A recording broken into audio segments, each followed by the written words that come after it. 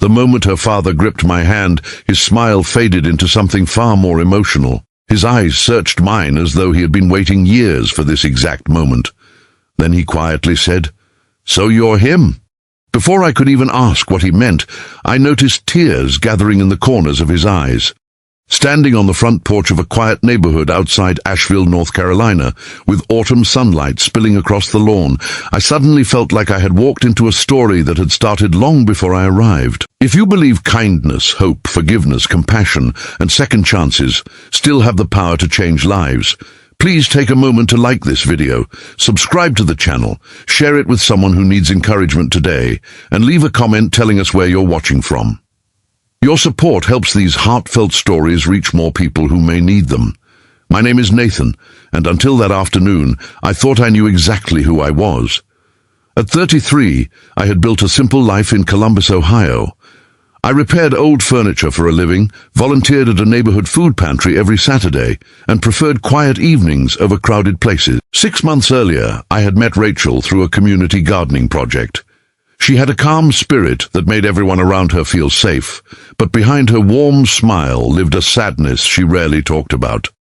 As our friendship slowly became something deeper, she admitted that introducing anyone to her family had always terrified her. She never explained why. She only asked me to trust her. That trust led me to her childhood home, where her father Samuel welcomed me with that unforgettable handshake. I expected the usual questions every father asks. Instead, after those mysterious words, he simply invited me inside with eyes that seemed both relieved and burdened. Throughout dinner, everyone laughed except me. I couldn't stop wondering why Samuel looked at me as though he already knew me. Rachel noticed my confusion, but gently squeezed my hand beneath the table, silently asking me to wait. Later that evening, Samuel invited me onto the back porch.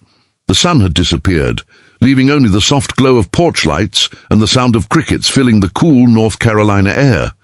He carried an old wooden box that looked as though it had survived decades. Without saying much, he placed it on the small table between us. Inside were dozens of letters, photographs, and a worn leather journal.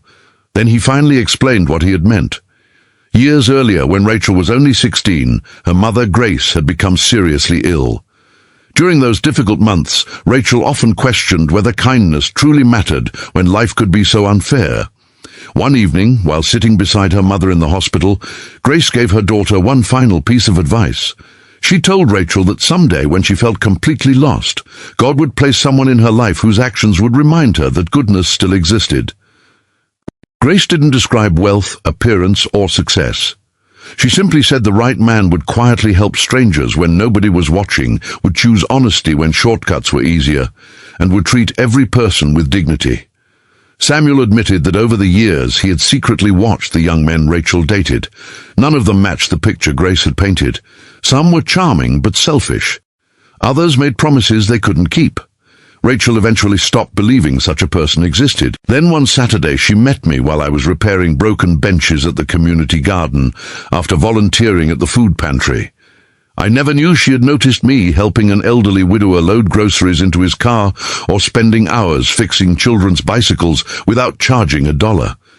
She had never mentioned those moments because she wanted to know whether kindness was simply part of who I was. Samuel opened Grace's journal and showed me one handwritten sentence that made my heart race. It read, "When Rachel brings home the man whose heart notices people everyone else overlooks, you'll know he's the one I prayed for." Samuel looked at me with tears in his eyes and quietly admitted that after hearing Rachel describe me over the past 6 months, he had already recognized those words before we ever met. That was why he had smiled during our handshake and whispered, "So you're him." I didn't know how to respond. I wasn't a hero. I had made mistakes, carried regrets, and often doubted whether my quiet life mattered to anyone. Yet in that moment I realized something extraordinary. The smallest acts of kindness we think nobody sees may become the very things that change another family's future. We often imagine that life-changing moments arrive with applause and celebration, but sometimes they arrive through ordinary choices repeated faithfully over many years. Rachel eventually joined us on the porch. Her father hugged both of us, and for the first time since her mother's passing, she said the house no longer felt incomplete. Grace wasn't physically there, but her hope had survived inside every lesson she left behind.